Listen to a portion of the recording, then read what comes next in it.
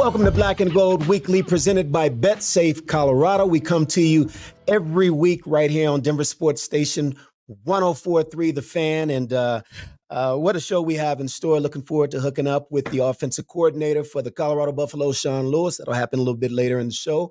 But, I had some thoughts this week as we're just days now ahead of game one with all the excitement that's taken place leading up to this game. I got to tell you this, my excitement level is off the charts, but it's been a drumbeat of anticipation, starting with the hire of Coach Prime back in December. And as the recruiting class sort of unfolded, we were getting a lot of attention around these parts with respect to the talent that he was bringing in, a little bit of controversy with respect to the turnover of the roster. That was tough to deal with. I'll never forget the spring game and the mixed emotions I had right around that time, as on one hand, as I entered that stadium on the day of the spring game, and it was packed. It was a bad weather day in the spring here in Colorado. And it was a nationally televised spring game. I played on national championship teams here at CU. Never did I see a spring game garner so much attention. It was unique. And then shortly after the game, I think the day after, it was a day in which we learned that a number of players who we had cheered on in recent years past, would no longer be part of the roster. So it's been a lot of ups and downs, a roller coaster ride emotionally for a lot of Buffs fans. Be that as it may, here we are on the doorsteps of game one of the Coach Deion Prime Time Sanders regime, or tenure here at CU at the helm. And again, I couldn't be more excited. And so I began to think about some of the comparisons, as I've had a chance, as close as I could be to the program today, some of the comparisons to when Coach Bill McCartney was building what ultimately turned out to be a championship caliber team back in the mid 80s through the early 90s. And I see some similarities, and I don't want to get ahead of my skis on this and, start talking to, just going over the top with the comparisons, but I do see some of the seeds being planted, starting with the level of talent that's being recruited to this program. It's been years since I can say that I've seen this degree of talent, maybe going back to the Daniel Graham days, late 90s. Perhaps there was a period shortly thereafter in the early 2000s when CU had some outstanding recruiting classes, but it's been a while since we've seen this level of talent don the black and gold. And so that's one of the comparisons that I immediately bring to bear. I also see the comparison in coaches and coaching styles to some degree. Now, many of you may say, well, Coach Prime couldn't be more different, if you will, than Bill McCartney. I think that's short-sighted.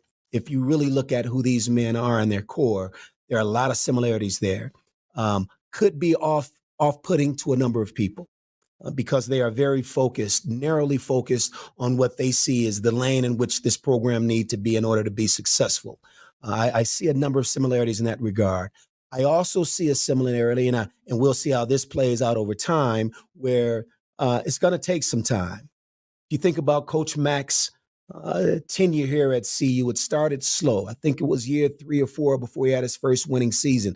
No, I'm not suggesting that that's the case now. Given the rules in college athletics, you can flip and turn a schedule or a roster over a lot faster than you could, 35, 40 years ago. But I do caution to some degree fans who, and I'm hearing people make predictions that they see an 8, 9, 10 win season. I'm thinking, oh my goodness, I can't even imagine that being the case. Wishful, hopeful, absolutely. But if you look at this schedule and you look at the distance this team has traveled in such a short period of time, I think that's overstating what the most optimistic prediction should be.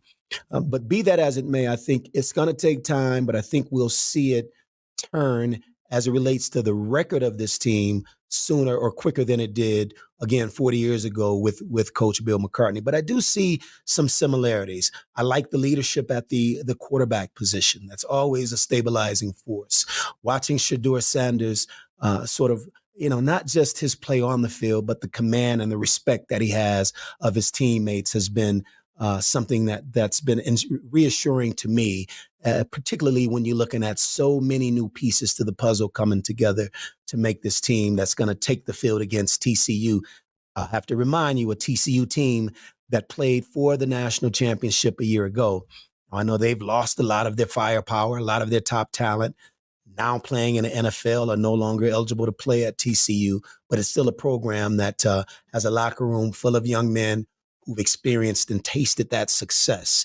Whereas in the other locker room, it's a bunch of new pieces trying to come together for the first time to make a statement. So we'll see how that unfolds.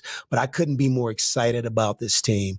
I had an opportunity to speak just briefly with Coach Prime last week about his sort of inner thoughts about where his team is right now. Now, you've heard him talk. You know that he's the eternal optimist. And there's not a negative thought in his mind or in his head about his program. But I think there is a bit of sobriety there with respect to, it's all new.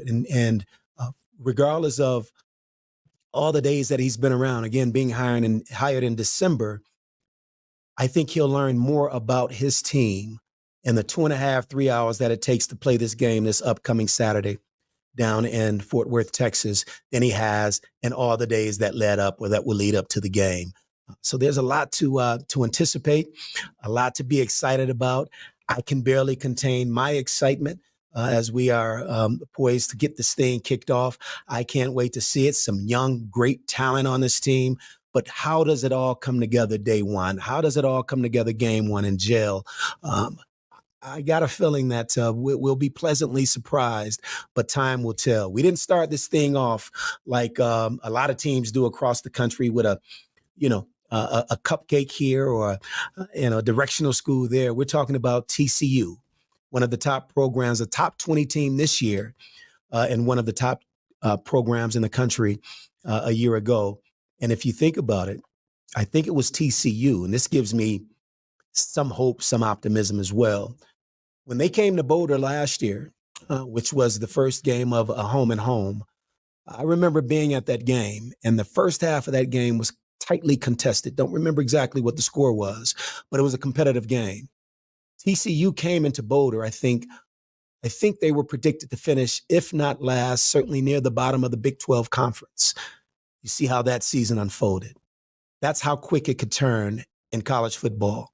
And that's the optimism in which I'm approaching this season. So all the talk is just about over. This upcoming Saturday at TCU in Fort Worth, Texas, in extremely tough weather conditions, the Buffs will take the field, and we'll get to see for the first time the CU Buffs under the leadership of Coach Prime. Couldn't be more excited about it. Black and Gold Weekly is presented by BetSafe Colorado. We're going to head up to Boulder right now and hook up with the offensive coordinator for your Colorado Buffaloes, Coach Sean Lewis, also known as the Auctioneer. Coach, thanks for joining us, man. Before we get started, and for some, I would imagine this is an introduction to you as you've been hard at work getting this offense and this team ready for game one coming up in just a couple of days down in hot Dallas, Texas against TCU. But, it's funny. I've been at luncheons and at practice, and I understand where the nickname, the Auctioneer, sort of came about. You might want to explain to the fan base here, how'd you get that nickname? Yeah, so Coach dubbed me the Auctioneer because obviously we're going to play fast. I think fast, and when I get to going, I think time's very precious, so I start talking really fast. So I'm going to try and be methodical, but I'm going to start getting passionate because I know we're going to talk about things that I love, and I think it's that Chicago in me as well. We can't be outside very long in the winter in Chicago, so we talk quick and we get to moving and we get on with what we need to do. Well, I'm a Detroiter, so I understand exactly what you're talking about there. So my job is to see if I can speed you up, get you enthusiastic and excited so that we can run this back and slow it down, put it on 33 from 78 so that people can understand exactly what you're talking about. Coach, let's get right to it. You're a guy, like I mentioned, I'm from Detroit, so I'm from that neck of the woods, right? I know what that MAC conference was about, some real good football. You were the head coach at Kent State before taking a job here. Talk about what that transition has been like for you. And again, leaving a head coaching job to come take the OC job here at CU once Coach Prime was named head coach. Talk about that transition, how it all came to be.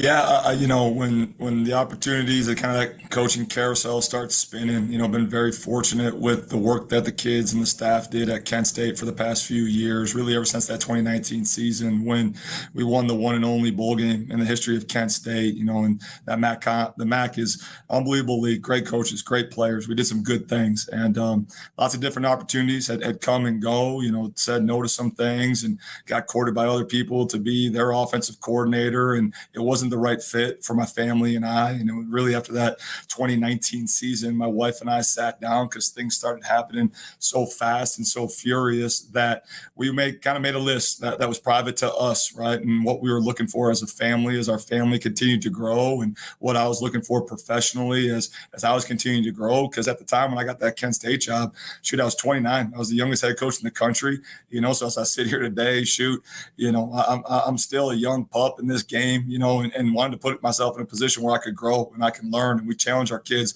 all the time. Our two little ones that my wife and I have, and all the young men that I'm fortunate to lead, to get outside your comfort zone, to grow. That's where you're going to flourish, and that's where you're going to get past, to the next side and get past the edge to get to greatness, to be the best version of yourself. And, the more I talked with Coach and the more that our philosophies aligned, I knew that this was the right spot to be. And it was a really hard decision to leave Kent State and what we had built there for the past 5 years, but knew this was where, my heart was calling and where I wanted to be and where my family needed to be, and felt, professionally and personally, this was the right spot at the right time for the right move to go do some great things here at Colorado. Coach, it's one thing to make the move as you've just described it, but additionally, if you think about not just making the move, it's not like you came into a place that was established. 1-11 a year ago. It's been tough sledding for CU. Trust me, as an old alum and former football player, the last several years has been tough to swallow for myself and many of my former teammates. But you also came into an environment where a roster was flipped.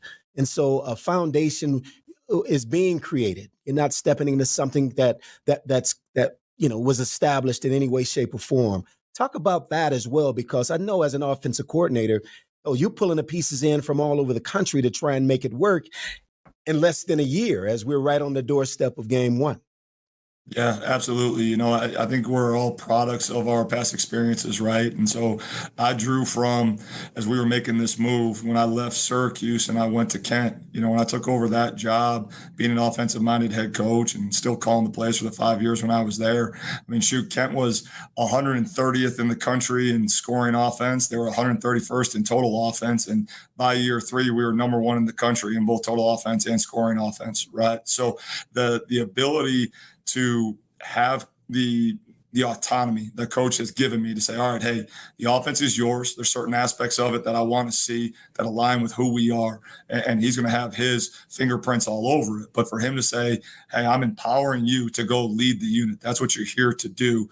Then we roll up our sleeves when we go to work, right? And I think a lot has been made about the roster flip and whatever the case might be and how it's so unique. And that's all well and true. But CJ, from having been in it each and every single year, even when you have an established program or an established performance environment, right? There's still new pieces each and every single year. And make no mistake about it, every single year, whether it's year 1 here this year, right, game 1, or we fast forward the video of life and it's year 4, year 5, that team is still its own unique entity. Right. And so every single offseason, you got to roll up your sleeves the way that we did, go to work, right? Test those bonds, test those connections, test the individuals that make up this beautiful human system so that we can go collectively together and do great things. But that reset button gets hit each and every single year, which is why this is such a great profession to be in, because those challenges, it's not a lot gets made about, hey, Coach, it's year 5 now when you're at Kent State. Like, no, it's year 1, day 1 of this team. And we got to start from ground zero. And it's the same thing each and every single year, which is really, really cool. It's I think we're getting them warmed up, folks, because you can see the hand movement. He's swaying back and forth. Coach, you talked about this offensive system. We'll get back to that in a second. As you and I both know, what's instrumental or what's very important for a system to work are the people who are running the system, right? There's no real substitute for that. I've had a chance, as I mentioned before, to check out some of the scrimmages and practices on an occasion. What I see, and I want you to tell me whether or not my eyes are telling me the truth. What I see is different from the recent past, at least. I see some offensive explosion.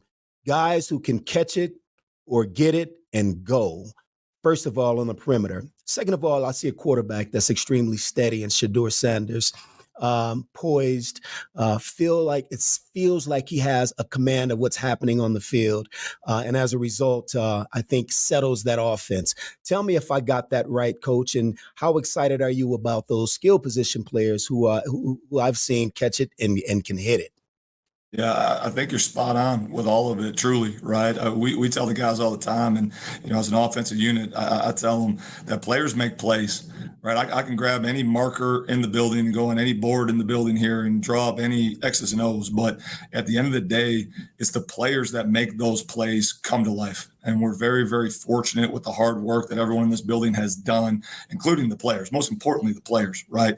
To where they're able to execute the calls. And it's just our job to really get them in the best position to understand how to think fast, know fast, do fast, so that they can then go thrive and show their skill set as they go. So, yeah, we got some offensive skill that when we get that speed in space, they have some home run ability.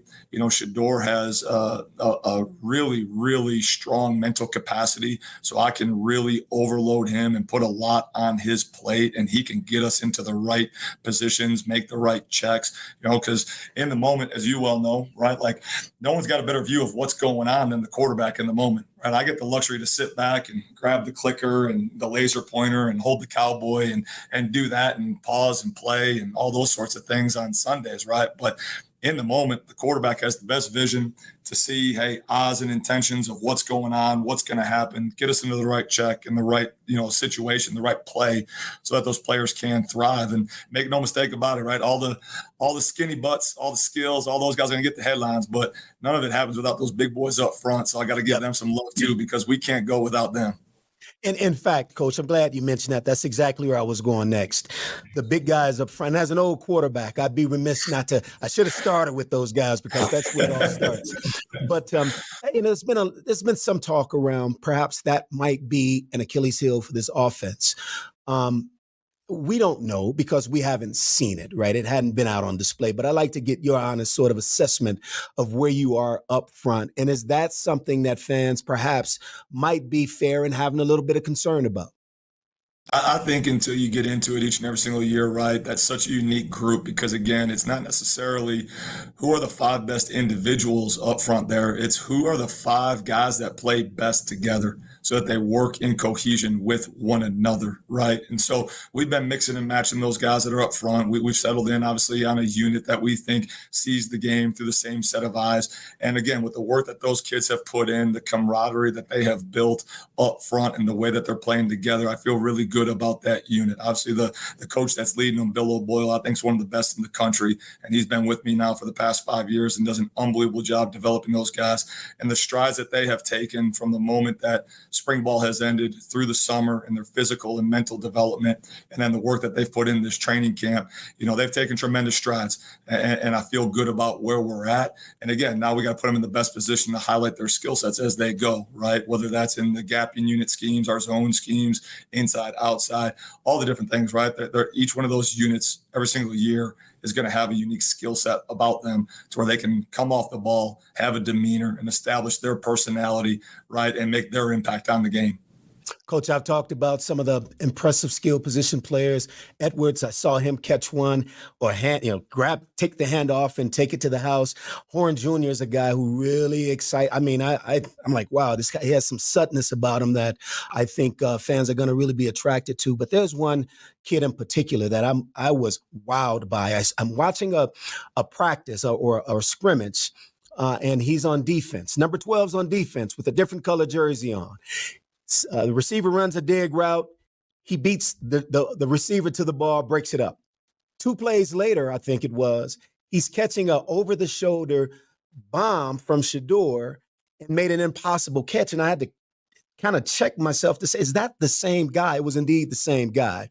My question to you, how special is Travis Hunter, one, and how much will we get to see his skill set displayed on the offensive side of the ball, given the fact that everyone's talking about how great he is as a cornerback? Yeah, I mean, Travis is great, and whatever he decides to be great in, the good Lord blessed him with a tremendous set of skills, which is one thing, right? But I think talent at time can be cheap, right? That's God-given. But I think what Travis has done is developed his skill set. And again, his mental capacity for what he's been able to do, jumping on both sides of the ball, knowing all the defensive calls, the checks, the adjustments, right? And then coming over and understanding all the things that we're looking to get done with our checks, our adjustments, our sights, our trades, our shifts, our motions, right? All those things. He can handle a lot. So we're going to put a lot on his plate. He loves playing the game, right? He's a football player at heart, and football players want a football, and he's one of those guys, right? So, tremendous ball skills. I mean, just unbelievable work ethic. His work capacity, his conditioning, his stamina is unlike anything I've ever seen, So, again, as long as he can handle it, and when I look him in the eyes, he says he's good to go, I believe him, and we're going to go to work. It's he's a endearing young man to be around as well. When you have a guy who's that talented, who gets as much time and attention from the press and others as he does, sometimes it can be natural to shell up. But I've never seen, or let me just say, it's rare to see a kid with all of that sort of external notoriety and pressure, but just seems to love being in the space that he's in. And sometimes we forget these young men are 19 or 20 years old. He's every bit of that when I'm around him when he's not on the football field. That has to be infectious and something that permeates that locker room. Yeah, he's got some great self-awareness, right? He knows who he is, and yeah, he's got a very just genuine spirit about who he is and what he is, and he goes about it the right way. Coach, last one for you. It has to be, because he is one of one in so many ways, it has to be an experience in and of itself, being in the environment in which your boss happens to be one of the biggest celebrities around as well. And so there's no day I would imagine that's normal or like something you've experienced in the past. When it's your job to get an offensive unit prepared to go out and play with all that's going on and all the excitement around the program, what's that been like for Coach Sean Lewis? I mean, it was an adjustment early on, just all the things you said, right? Like you kind of think but you have no idea, right? And you don't know what you don't know until you're in it, until you experience it, right? And so luckily, I think what's great about this game, right, it teaches us things that we can carry over to life, right? And so one of the things that Coach Alvarez and Coach Chris, two great coaches that I played for, always preach and always talk about, and something I talk to our unit about a ton, is control what you can control. Right. And so there's all this stuff that's happening. And I think back to the spring game, right? It was a huge event. Everything was going on, but there was the product on the field to me in that moment was going to be the most important thing. So I'm dotting my I's, I'm crossing my T's with the call sheet and what we're going to do for the spring game and the Friday before, right? So it's Friday afternoon. And like I am right now, I go into my office and I close the door so I can have my space, control my environment to get my work done.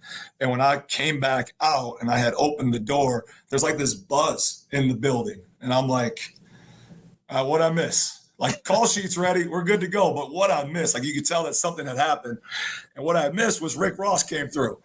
And I had no idea that Rick Ross came through because I was just, right, like controlling what I could control. Right? How can I control my response for what needs to get done? And I had to finalize the call sheet. And so I missed my chance to meet Ricky Rose. Hopefully he'll come back through and I can say what's up to him, right? But again, like you just learn, right? You learn the environment that you're in, you learn the situation that you're in. And, at the end of the day, I stay focused on, okay, what's the outcome that we need to achieve? At the end of the day, I got to make sure that I'm pouring into these young men, that I'm servicing our staff the right way, giving them what they need to do their jobs and to be successful, and that we have undeniable results in between those white lines. right? So then I got to choose to act with discipline no matter what's happening with coach. Coach is controlling that. Coach has empowered me to lead these young men, our staff, and the offense. So I'm gonna focus on that. But it is an environment that is one of one, and it's been quite an experience. And I'm sure more experiences are coming down the pipe as we start this season. Yes, indeed. And speaking of Ricky Rose, I had a chance to catch him in concert last night right here at Ball Arena. And there's a rumor that there's a Drake concert the day before the Nebraska game. So you just never know what might happen up at Folsom. Absolutely. How about that? Coach, we really appreciate it. Just to show you before I let you go, what a buff I am, I'll be out there 105 degrees at TCU and Fort, where the hell is this game? And somewhere in Texas near Dallas, Fort Worth, Texas. So I'll be out there rooting you on, man. And let's get one for the old Buff faithful. Absolutely, right? And let's control what we can control. So what now? Well, let's go get after it. Love that. Good luck, Coach. Thanks. Appreciate you. Black and Gold Weekly is presented by BetSafe Colorado. You know, I've had a chance to reflect on what I anticipate as I am preparing to go down to Fort Worth, Texas for game one, CU versus TCU. And as we get closer to that day, my emotions began to sort of fester up a little bit. And I've had a chance to sort of think about what this experience, and I'm not generally or normally a guy who gets, emotional about things like this or, over excited.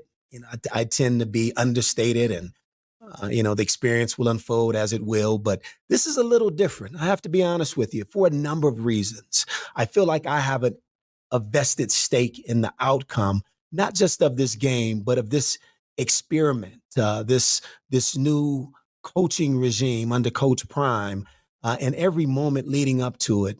We've seen how exciting and how it's unfolded. And now we finally get a chance to see the game played on the field, all the recruiting after the hire, all of the practices and the description of some of those outstanding players that were highly recruited across the country, being one of the top schools to recruit out of the portal. How does it all come together now, and what will it mean this upcoming Saturday when it counts most in an environment that, and trust me, I've been checking the weather forecast as well. I think the coolest I've seen it at 11 o'clock at kickoff, that's 10 o'clock here local, is about 100 degrees. I've seen the forecast even tip the mercury up to 105 degrees. And so that's part of this as well. Everything counts when you're talking about an opening game with a completely new roster and a completely new coaching staff. And I'm anticipating every step of it. I'm thinking about flying into Fort Worth and taking in the environment when I get to that stadium. The amazing thing about Coach Deion Sanders, the impact that he has, not just on the home crowd at Folsom Field, but I guarantee you there'll be fans at that game who are coming to see him, even though the game is on the road. And we'll see that throughout the course of this year. He is himself, in a lot of ways, the show, part of the spectacle, part of the pageantry of what is college football now, and his unique approach to how he coaches. And so I'm looking forward. I'm really looking forward to taking it all in, and then kickoff. Right? What's it feel like down on the sideline? Kind of getting a feel from each of those players as they are as Buffs doing this for the first time, the vast majority of them. Just kind of taking all that in. And as a former player, having walked down that road before, wanting so desperately for these young men, as I have for every class that's come through CU over the past, 30 or so years since I've played football here, want so desperately for them to experience the success, some of the success we experienced at CU Buffs back in the day. There's nothing quite like it. And it all starts this Saturday in Fort Worth, Texas against TCU. And I can't wait. I'm a little beside myself. You can tell I'm a little fidgety. I can't stand still. I'm normally, like I said, a fairly poised guy who just sits back and relaxes and watches it unfold. I can't. And my guess is you can't either. So we'll experience this together as we prepare for this upcoming season. this upcoming game. It's going down. Listen, I'm just excited. I don't know that there's much more to say about that. Next week, we'll do it all over again, and we'll have another special guest that'll come on and give us greater insight. In fact, I think next week's guest is on the lead broadcast team, who will be calling the game not just this Saturday against TCU, but next Saturday against Nebraska. My old pal, my old radio partner, and former CU great Joel Klatt will be joining us. So prepare for that. But we'll have a lot more to talk about, obviously, as we break this game down next week. Don't forget to tune in. We come to you every week. And again, it's all presented by BetSafe Colorado. It's Black and Gold Weekly, presented by BetSafe Colorado. We'll see you next week.